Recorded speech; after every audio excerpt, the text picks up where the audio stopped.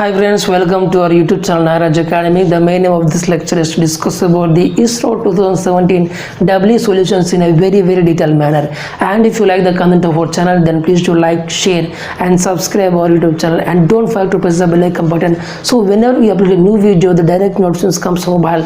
If any improvements in our lectures, then please do comment in the comment section. We will definitely include all those improvements in the coming lectures. So why to waste more time? So let's get started. So now we are going to solve the fifth one question. See the question here.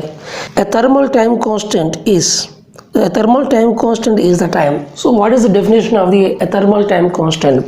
So out of these four options, option A is the correct solution of this question, which is to reach the final steady state temperature if the initial rate of increase of the temperature were maintained constant. So option A is the correct solution of this question. So let's solve this question. Let me take a small example of RC circuit. In RC circuit, suppose if you are going to give a DC supply source of Vs. If Vs is a supply source voltage and this is a resistor and here there is a inductor or capacitor, then what is the value of the capacitor voltage I want to figure out. So what is the expression of the capacitor voltage?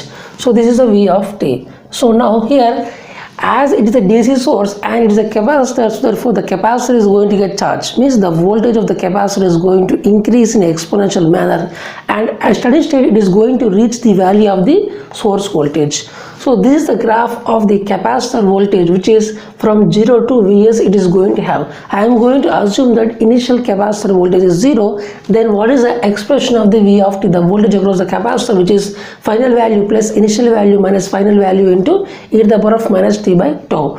Tau is called as the time constant. For the RC circuit, the time constant is R into C. So now we will discuss about what is the meaning of the time constant tau. Suppose here the final value is Vs and the initial value is 0 for a capacitor voltage. So substitute here in place of final voltage supply Vs and the initial voltage is 0, and then after rearranging this one we are going to get the expression of the capacitor voltage with respect to time, which is V of t is equal to Vs into 1 minus e to the power of minus t by tau. So now I want to find what is the derivative of this voltage with respect to time, then which is dV of t by dt is equal to, so this is Vs into 1 is a constant, so derivative is 0 minus e to the power of minus t by tau into minus 1 by tau.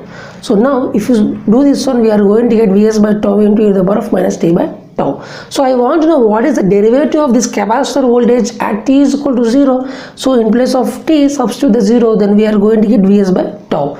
So therefore we can say that the initial derivative of the capacitor voltage at t is equal to 0 is Vs by tau. It indicates that here, suppose if the capacitor is charging with the initial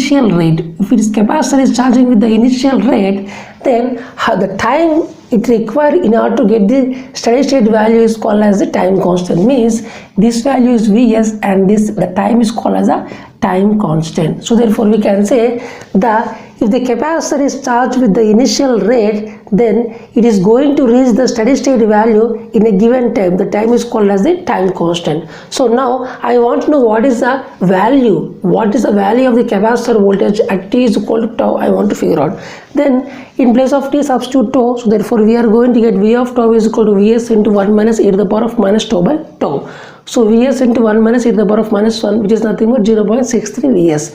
So therefore at actually the tau value we are going to get for this exponential curve, the value is 0.63 into final voltage.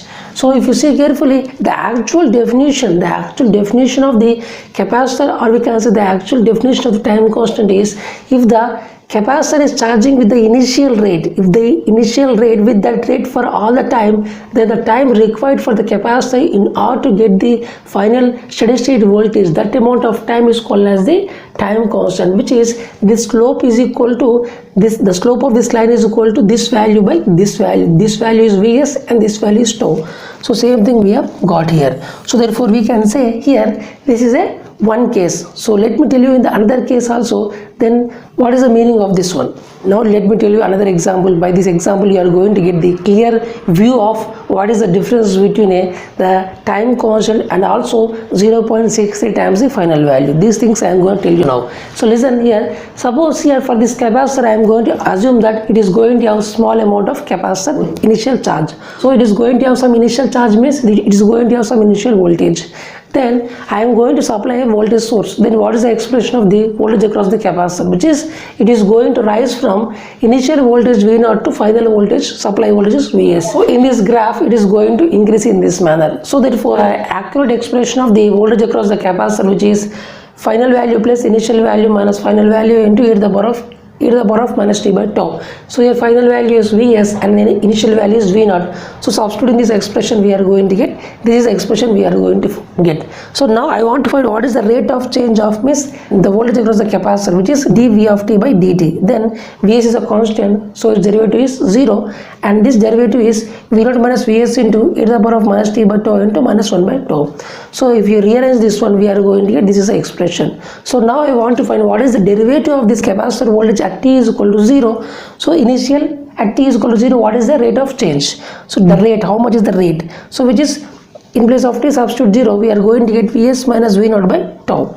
So this is the value we are going to get, the initial rate of change of capacitor voltage. So now if this is the initial rate of change of capacitor voltage, suppose if this capacitor is maintained this rate for all time, then it is going to reach the final value in a given time. That time is called as a time constant. So if you see carefully, the slope of this line is equal to y-axis by x-axis. So y-axis is how much? Vs minus V0. This is Vs minus V0 and this time is tau. So same thing we have got, the slope of this line is equal to y-axis by x-axis, which is Vs minus V0 by tau. So same thing we have got. So we can say if the capacitor is maintained this rate of this, if the capacitor is maintained this rate for all time, the initial rate for all time, then it is going to reach the final value of the capacitor. It is going to reach the final value in a small amount of time. The time is called as a time constant.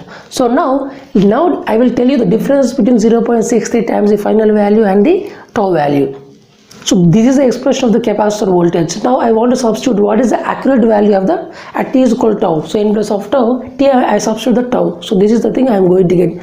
So after rearranging, we are going to get, this is the expression we are going to get. So if you see carefully here, the capacitor voltage at tau is 0.63 times the final value plus V0 into e to the power of minus 1. So we can say here the capacitor voltage is not equal to 0.63 times the final voltage. So we can say here this is only equal if the initial condition is 0. If the initial capacitor voltage is 0, then only we can say at t is equal to tau, the value will be is equal to 0.63 times the final value, the capacitor voltage. But if there is an initial condition, if there is an initial capacitor voltage, then it is not equal to at tau, at t is equal to tau, it is not equal to 0.63 times the final value. So we can say here if there is only, if the initial condition, or we can say if the initial capacitor voltage is 0, then only we can say the time constant at that time the value is equal to 0.63 times the final value. But if there is a initial capacitor voltage, then at t is equal to tau, it is not equal to 0.63 times the final supply voltage, but it is equal to some extra value is there. So we can say finally here, if the capacitor is charged with the initial rate for all time, then we can say it is going to reach the final value in a small amount of time. The time is called as a time constant. So now this reason only option A is the correct solution, but option B is a wrong solution. So now we are going to solve the 52nd question. See the question here. The transfer function of the phase lead controller is 1 plus ATS by 1 plus TS. The maximum value of phase provided by this controller is. So the transfer function of the phase lead controller is 1 plus 3TS by 1 plus TS. Then what is the maximum value of phase generated by this controller? We need to figure out. So out of these four options, option D, 30 degrees is the correct solution of this question. So let's solve this numerical. So now we'll discuss some of the important things regarding a phase lead controller, and then we are going to solve this numerical. So basically this phase lead controller is going to improve the transient response, means the output is going to reach the steady state value in a lesser amount of time, means the transient time, means the rise time is going to get decreased, means it is also the peak over value, the peak overshoot value goes on, increases, and also it is going to increase the gain crossover frequencies. These things are going to happen with the help of phase lead controller. So now let me take a small function which is f of s is equal to k into 1 plus ts by 1 plus alpha ts. Suppose this is a transfer function of a phase lead controller, then the pole, the 0 is called as the root of the numerator, which is minus 1 by t, and the root of the denominator is called as the pole, which is minus 1 by alpha t. So always for a phase lead controller, the 0 should be near to the origin when compared to pole. So because of this, here the pole has to be here near, and 0 has to be near, and the pole has to be far. Only one condition, when alpha value is lesser than 1. So therefore, whenever the alpha value lesser than 1, we can say it is a phase lead controller expression. So therefore, 0 is always near to the origin when compared to the pole. So therefore, we can say the output is going to advance the input, means the output is going to advance in time when compared to the input. So now I want to know what is the angle in the polar form. What is the angle I want to figure out, which is tan inverse of omega t minus tan inverse of omega alpha t. So by applying tan phi on the both sides, finally after solving this one, we are going to get tan phi is equal to omega t into 1 minus alpha by 1 plus omega t whole square alpha. So now here phi is going to depend upon the value of omega. So for a maximum omega m, we are going to get the maximum value of phi m. So now I want to know what is the maximum lead or maximum phase lead, how much it is going to provide. At a value omega m is equal to, which is under root over magnitude of these values. The root value we have to take, these values, only magnitude values we have to take, we have to do the product and then we have to take a root.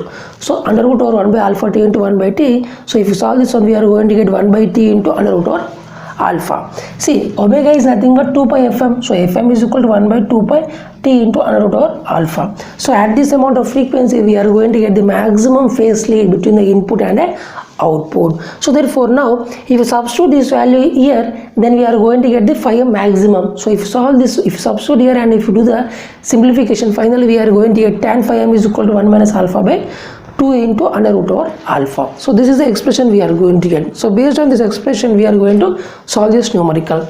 So in the question, they are given t of s is equal to 1 plus 3 capital Ts by 1 plus capital Ts. So now we are going to compare these two equations. Then we can say k is equal to 1 and this small t is equal to 3 into capital T, and this alpha into small t is equal to capital T. So here in place of t, small t, we are going to write 3 into capital T is equal to t. So capital T cancels. So therefore alpha is equal to 1 by 3. But we know the value formula, which is tan phi is equal to 1 minus alpha by 2 into under root over alpha. In place of alpha, substitute 1 by 3. We are going to get 1 minus 1 by 3 by 2 into under root over 1 by 3. So 1 minus 1 by 3 is 2 by 3 and this 2 by root 3. So if you solve this one, we are going to get 1 by root 3. So tan value is 1 by root 3 when phi is equal to 30 degrees. So therefore phi m is equal to 30 degrees. This much amount of maximum phase lead it can provide between the input and output with the help of this transfer function. So see, this tan phi m is equal to, this is, you can do it in other way also, which is tan phi m is equal to 1 minus alpha by under root over 2 into alpha. So with the help of Pythagoras, we can figure out the value of this expression, which is 1 plus alpha. So therefore we can say sin phi m is equal to, either you can use even this formula also, sin phi m is equal to 1 minus alpha by 1 plus alpha. If you want to know what is the value of alpha, alpha is equal to 1 minus sin phi m by, so after rearranging, we are going to get this one plus sin phi m. Even these expressions also you can do, even use this expression in order to solve the question. So I use this expression in order to solve the numerical. Example, I got the value of maximum phase lead is 30 degree with respect to input and output. This much amount of maximum phase lead can provide by this phase lead controller. So now we are going to solve the 53rd question. See the question here. An on-off controller is. So basically in this question they are asking what is the on-off controller is basically what type of category.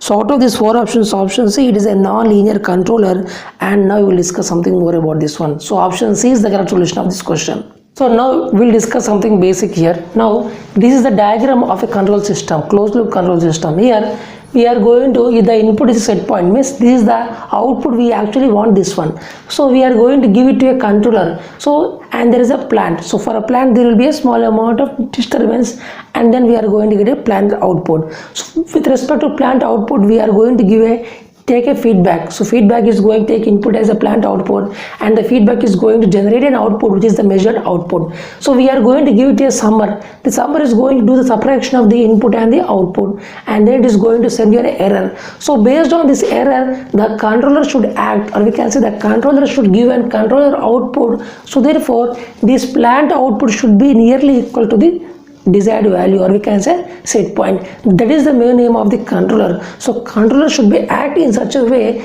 that plant output should be ideally equal to the set point value. This is a function of the controller. So that is the reason we are going to keep the controller before the plant. So now let me take a small example of heating system. Suppose heating system. So example is now heating system in a room. So now I am going to take a on-off controller. So you can take any of the controller, PI, PID or I integral controller, but here we are going to take only the on-off controller, because they are asking the question what is a on-off controller looks like, which category, it belongs to which category. So therefore here I am going to choose only on-off controller. It is going to give either on or off. It's like a switch operation, either it can do on or it can do off operation. So example is here heating system in a room. So let me assume the heating point I required is 25 degrees centigrade. Suppose, and this is the actual output value we are going to get with respect to time. Suppose here in the initial case, whenever the output value, the plant output value is lesser than the set point, what we have to do means we have to heat the system. So therefore the controller should be on. Whenever the output is, the plant output is higher than the set point, means we have to reduce the temperature, means we have to stop the heating. So therefore it has to off. Whenever the plant output is lesser than the set point, again we have to heat the system in order to get that value. So therefore again on, and again off. So it is nothing but here based on the error, if it is a positive error it has to on the system, and if it is a negative error means it has to off the system. So for a positive error it has to on, the controller should on, and for negative error then definitely the controller should off the position for a heating system in a room. So therefore we can say if input for a on-off controller is error and the output is the controller output, so output is a controller output and the input is the error. So based on this I want to draw the diagram. If error is positive, then definitely it has to on, and whenever the error is negative the controller should off. So therefore you can say this is the diagram. So this is not a straight line with respect to origin for all the time. So therefore we can say it is a non-linear. So that is the reason we say it is a non-linear controller, because it is not a straight line having a single slope for all the time. So we can say it is a non-linear controller. So this is the best example of a non-linear controller is the heating system. So you want to control the heat in a room with the help of on-off controller just by on and switching. So this is the way in order to get the error. So for a positive error we are going to get the on the system in order to get desired set point, and whenever the error is less definitely you have to go for the off of the system in order to get the output value as the desired input. And the graph between them is not a linear one. So linear means here the graph should be a straight line from origin for all the time with a single slope, but that is not the case here. There is a positive slope and there is a zero and there is also zero. It is not a straight line, so we can say it is a non-linear controller. So now we are going to solve the 54th question. See the question here. The square waveform of current has following relation between the RMS value and the average value. So basically what is the nature, what is the relationship between an average value and a RMS value or a square waveform? So out of this all the options, option C is the correct solution of this question, which is the RMS value of the current is equal to the average value, means the RMS value of the current is equal to average value. Now we'll discuss more about this solution. So here there is a square wave signal with respect to time. This is the voltage one. So therefore it has a positive peak value of Vm and a negative peak value of minus Vm. So now here what is the average value? The average value of this expression is Vm, and the RMS value of this voltage waveform is again Vm. So if you want to know what is the form factor, so form factor, it is a ratio of the RMS value by average value. So substitute both of them, we are going to get the value of 1. And if you want to know what is the crest factor, it is also called as a peak factor, then it is a ratio of the maximum value by the RMS value, which is again it is equal to 1. So the easy way to remember is the form factor is from and also the crest factor is CMR. So therefore, FRA is nothing but form factor is the ratio of the RMS value by average value, and CMR is nothing but crest factor is the ratio of the maximum value by the RMS value. So this is the easy way to remember the difference of the form factor and the crest factor. So crest factor is also called as the peak factor. So for this square wave, both the RMS value and the average value are equal to its peak value. So now we'll discuss some more things regarding this value, some more signals values. So for a sinusoidal signal with respect to time, this is a graph we are going to get. Then what is the average value? The average value is 2 Vm by pi and the RMS value is Vm by root 2. Suppose if you want to know what is the form factor, which is the ratio of the RMS value by average value, if you substitute these values and if you do the simplification, then we are going to get 1.11 is the correct one. And here, if you want to know what is the crest factor or peak factor, it is the ratio of the maximum value by RMS value. So you know the value of maximum value and RMS value. If you substitute here, we are going to get the value of under root over 2. Now we'll discuss few more two signals, which is the triangular signal. So for a periodic triangular signal, we have to find what is the average value and the RMS value. So average value is equal to Vm by 2 and the RMS value is equal to Vm by root 3 for a triangular waveform. Suppose if you want to know what is the form factor, which is the ratio of the RMS value by average value. So we know the value of RMS and we also know the value of average. Substitute there, we are going to get the value 2 by root 3. And the value of the crest factor or the P factor of a triangular waveform, which is maximum value by RMS value. So maximum value is Vm and the RMS value is Vm by root 3. So if you solve this one, we are going to get root 3 is the crest factor or the peak factor of a triangular waveform. Suppose for a half wave rectified signal, means only for positive signal there is this for only positive time, for 0 to t by 2 there is a positive signal, and for t by 2 to t the signal is 0, so we say it is a half wave rectified. So for this, what is the average value? Average value is Vm by pi and the RMS value is Vm by 2. So if you want to know what is the form factor, which is the ratio of the RMS value by average value, so if RMS value is Vm by 2 and the average value is Vm by pi, so if you solve this one, we are going to get pi by 2. And if you want to know what is the crest factor or the peak factor, it is the ratio of the maximum value by RMS value. So maximum value is Vm and the RMS value is Vm by 2, then we are going to get the value 2. 2 is the crest factor of a half wave rectified signal. Suppose I have already told you, for a full sine signal, the average value is equal to 2 Vm by pi and the RMS value is equal to Vm by root 2. Suppose here this is a half signal, means there is a positive negative signal was cut off. So then we are going to get this one. So you can say clearly that here half of the signal of the full sine wave was removed. Then average value will become half of this value, which is half of 2 Vm by pi, which is equal to Vm by pi. So we are going to get Vm by pi. Suppose if you want to know what is the RMS value, then we have to go for the 1 by under root over 2, 1 by root 2 into Vm by root 2, which is nothing but Vm by 2. So we can say clearly, if half of the signal was removed, then you have to divide by 2 for the average value and you have to divide by root 2 for the RMS value in order to get the new value of the average and new value of the RMS. So for new value of average, you have to divide by 2, and for new value of RMS, you have to divide by root 2 in order to get the new values. This is the way you have to remember if you want to convert from full to half. So these are the things which are regularly asked in every competitive examinations. Now we are going to solve the 55 question. See the question here. For transfer function of a physical two-port network, so out of this, which options are the correct? So out of this, option C is the correct solution of this question, which is the poles lying on the imaginary axis must be simple, then only we can say it is a stable system. So therefore we can say it is a marginally stable system. So here only option C is the correct, but option A and option B are wrong. So now we'll discuss about this solution. So now we'll discuss regarding the physical two-port network to be stable, the conditions required for a physical two-port network to be stable. So basically here, all poles must lie only in the LHS of the S-plane. Even if one pole lies in the origins of S-plane, then definitely the transient response will never decay. So therefore, the steady state value will never reach, the final value of the output will never reach the desired value. It is going to always increase because of the transient transient exponential nature, increasing exponential nature. That is the reason always the poles always has to lie in the LHS of S-plane. Then only the transients are going to die out as time goes on, and then the steady state value, or we can say the output value, is going to, final value is going to reach the steady state desired value.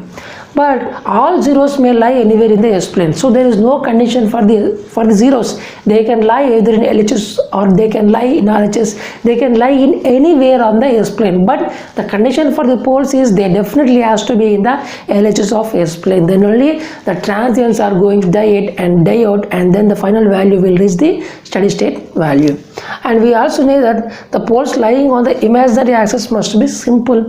Then only we can say, if it is a simple, then we can say it is a marginally stable. But if it is a more than simple, means double or triple, then definitely the system will become unstable. That is the reason always the poles lying on the imaginary axis must be always simple in nature. So these are the conditions in order to make a physical two-pole network to be a stable. So now we are going to solve the 56th question. See the question here. The voltage applied to a transformer primary is increased, keeping V by F fixed. If the voltage is increased, means the F value also goes on increases, then only the ratio V by F is constant. How will the core loss and the magnetizing current change? Then what is the nature of the magnetizing current and also the core loss? Whenever the V by F value is fixed and the voltage is increased, means the frequency also increased. Then what is the nature of the core loss and also the magnetizing current? We need to figure out. So out of the four options, option A is the correct solution of this question, which is the core loss will increase and the magnetizing current remains the same. Now we'll discuss the solution. So in this question they are given V by F value is fixed and they are going to increase the voltage. It definitely indicates the frequency also increase. Then only we can say that ratio is a fixed one. Then based on this we have to find what is the nature of the core loss, and also we have to know the nature of the magnetizing current. We need to know. So basically the EMF induced in a primary or secondary windings, which is equal to 4.44 NF phi m, where phi m is called as a maximum flux. So therefore it is a product of the maximum flux density into area. So I want to know what is the value of Bm. So Bm is equal to the supply voltage value is nearly equal to EMF induced in the coils. So therefore V by, I am going to take the remaining all things downwards. So finally I am going to get 4.44 NFA. So from this we can say the Bm is directly proportional to voltage by frequency. So because of this, because of magnetizing current only we are going to get the magnetizing flux, and because of magnetizing flux only there is a magnetic flux density. If Bm is a constant, then definitely this phi m is also constant. If phi m is constant, then definitely Imu is also constant. So therefore we can say whenever the Bm is a constant, then maximum flux is constant, and also the magnetizing current is also constant.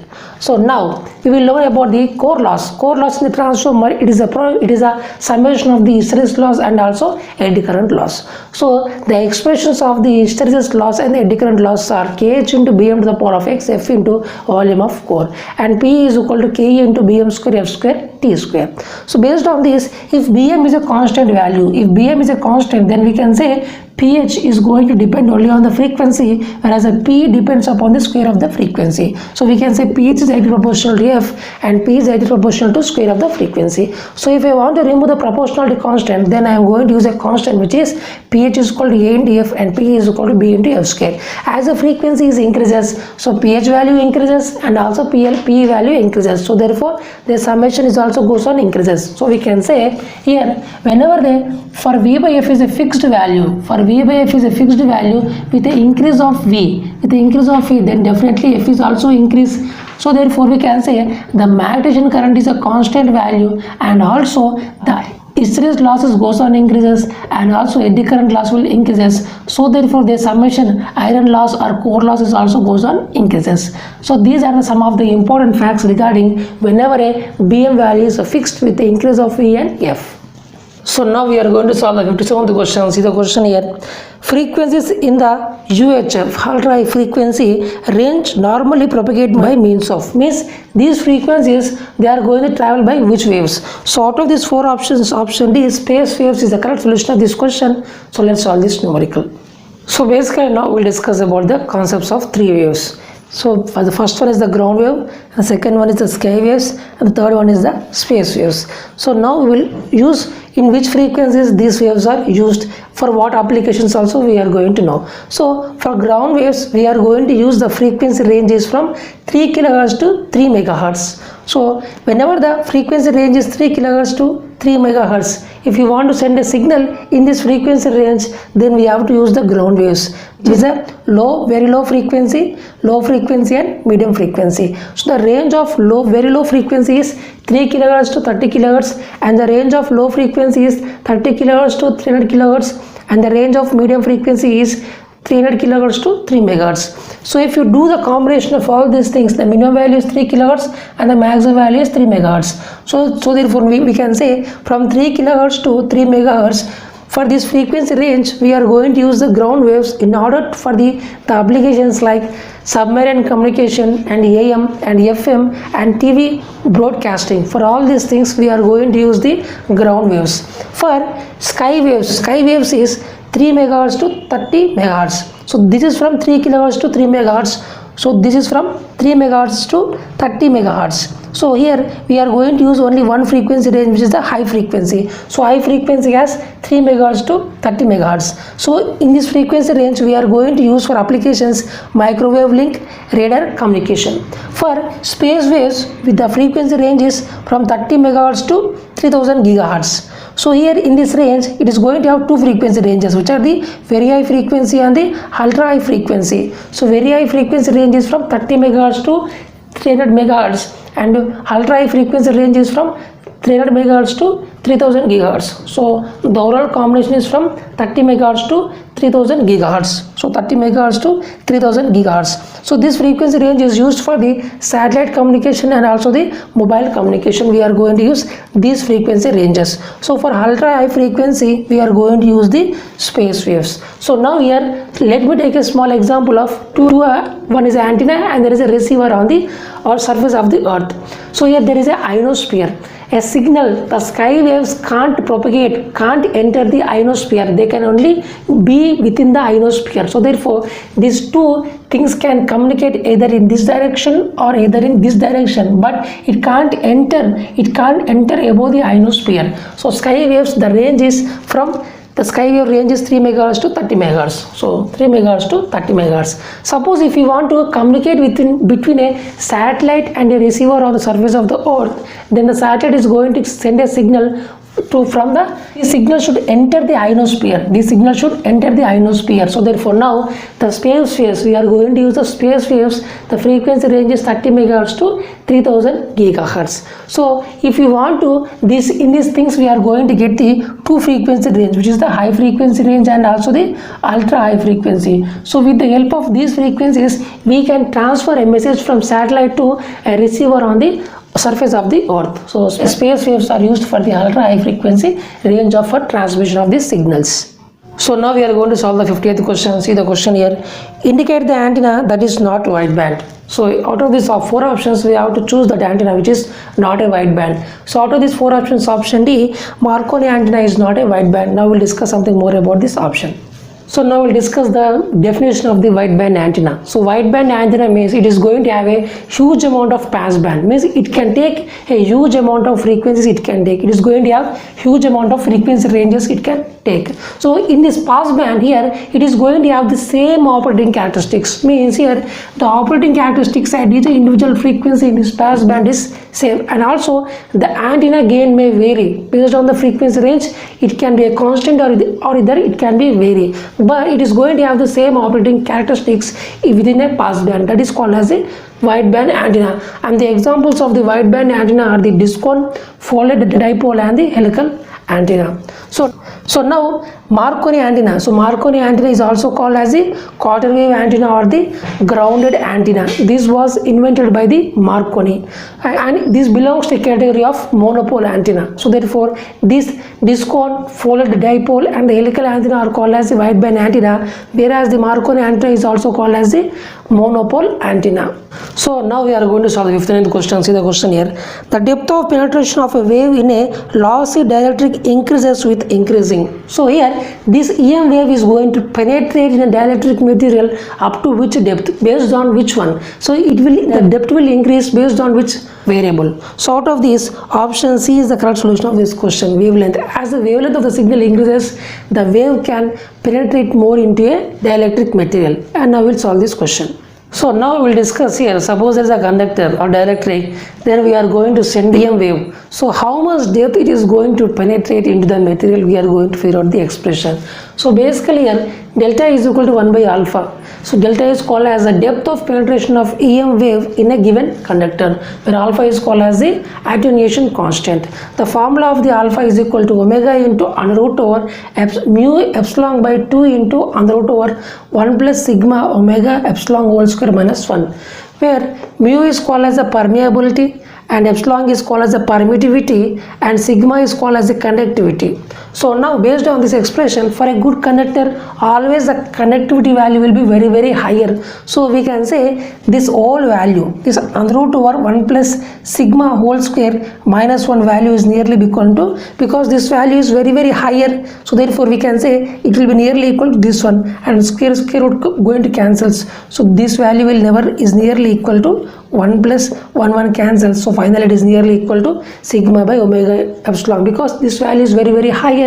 So this all value will converge to this value, which is sigma by omega into epsilon. So substitute this one in this expression, we are going to get alpha is equal to omega into under root over mu epsilon by 2 into, so I am going to replace this one by sigma by omega into E. So alpha is equal to omega into under root over mu E by 2 into sigma by omega into epsilon. So epsilon get cancels. So finally we are going to get alpha is equal to omega into under root over mu into sigma by 2 into omega. So I am going to take this omega inside, then I am going to get the final simplification under root over omega mu sigma by 2, where omega is nothing but 2 by f. So in place of omega I am going to replace by 2 pi into f, and then I am going to get alpha is equal to under root over pi f mu into sigma. But the depth of penetration is equal to 1 by alpha. So therefore depth is equal to 1 by under root over pi f into mu into sigma. But the wavelength is equal to the wavelength of EM signal is equal to speed by frequency. So therefore f is equal to c by lambda. In place of f I am going to replace by c by lambda. Then I am going to get this expression. So depth of penetration expression is 1 by under root over pi f mu sigma, or we can say under root over lambda by pi c mu into sigma. Then see here, the depth is going to increase. See, whenever the wavelength is increases, so whenever the wavelength is increases, what is going to happen? Whenever the wavelength is going to increase, then the frequency is going to decrease, and we can say the delta is also going to increase, because if lambda increases, then delta is also goes on increases. Or we can say here, whenever the sigma, whenever this frequency value decreases, this lambda increases. Or we can say indirectly, whenever the lambda increases, the delta value goes on increases. So this is the correct solution of this question, where f is called as a frequency, and this is a formula for a depth of penetration of EM signal in a connector, which is delta is equal to 1 by under root over pi into f into mu into sigma. See, whenever a mu increases, then definitely depth will decrease, and whenever a sigma increases, then also the depth of penetration will decrease. That is for an ideal conductor. For a ideal conductor, if conductivity is very, very higher, then that EM wave cannot enter a pure conductor. That is the reason, if for a highly conductive material, the EM wave cannot enter into that material, because the depth of penetration is very, very, very, very less. So here these are the expressions of depth of penetration. So to increase the depth of penetration, either we have to decrease the frequency or increase the wavelength, or either we can decrease the conductivity, or we can say decrease the permeability, and it is independent of the permittivity. So this expression is independent of permittivity. If you want to increase the depth of penetration, then definitely you have to either decrease the frequency or increase the lambda, and decrease the conductivity and also decrease the permeability, and it is independent of sigma, or we can say independent of epsilon. Epsilon is called as the permittivity of a medium. It is going to always oppose. More is the permittivity, it indicates that it can oppose the more amount of the electric fields in a given medium. So this is the expression. So by this expression we can easily solve this question. Increasing the lambda, we can increase the depth of penetration. So now we are going to solve the last question of this lecture. See the question here. Overfluxing protection is normally recommended for. So here overfluxing protection is normally recommended for. Out of these four options, option A is the correct solution of this question, which is the generator transformers in power station. So generator transformers in the power station. Now we'll discuss something more about the solution. So in a power station, we are going to generate a huge amount of voltage. So power. So this generator is going to generate a power. So now we have to increase the voltage because the losses in the line is going to get decreased if you increase the voltage. So for this reason, we are going to use a transformer which is attached to a generator. So the generator present in a power station is called as a generator transformer, or we can say it is a generator transformer. Means the transformer which is connected to a generator in a power station is called as the generator transformer. Then here this transformer is going to increase the voltage and then it is going to give supply to the grid, and grid is going to give supply to your home and industries and all other consumers. And then here for this generator transformer, the amount of magnetic field, magnetic flux density, magnetic field density with respect to current, it is going to have the graph like this. For a practical cases, it is going to have like this. So here for all the transformers, we generally operate at maximum flux density of 1.8 Tesla, but the saturation can be only up to 2 Tesla. More than this we can't operate. So normally we are going to operate each and every machine practically for every transformer at 1.8 Tesla, but under certain conditions here the maximum saturation magnetic flux in a given transformer can be only up to 2 Tesla. But if you increase the current, suppose due to some sudden faults and sudden disturbances in a power station or power system, then definitely what is going to happen, the current will be sometimes more than the I2. See, if the current is more than I2, it indicates that we are going to face a problem of overflux. Means we are going to make the transformer in a saturation mode, or we can say it is a overflux problem. So because of this the transformer life expectancy may decrease. That is the reason it is recommended in order to give a protection for a generator transformer from overflux problem. So we have to give a protection for this generator transformer from this overflux problem. So therefore the flux will be always, the magnetic flux will be always lesser than 0 to 1.8 Tesla. In this region itself we are going to try to operate the transformer. Otherwise if you operate beyond this region, then we are going to go into saturation mode. Saturation mode is nothing but it's a overflux problem. Then the life expectancy may decrease. That is the reason it is always recommended to operate a given transformer in the range of less than 1.8 Tesla. Then there will be no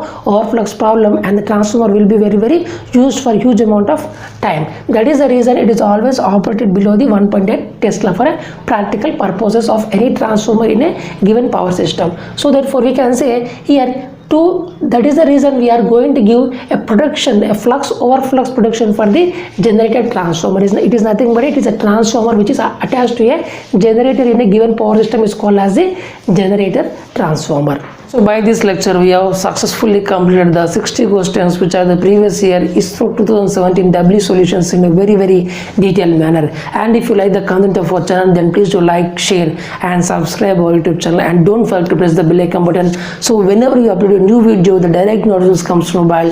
If any improvements needed in our lectures, then please do comment in the comment section. We will definitely include all those improvements in the coming lectures. Thank you so much for watching this lecture. Keep smiling, take care and bye.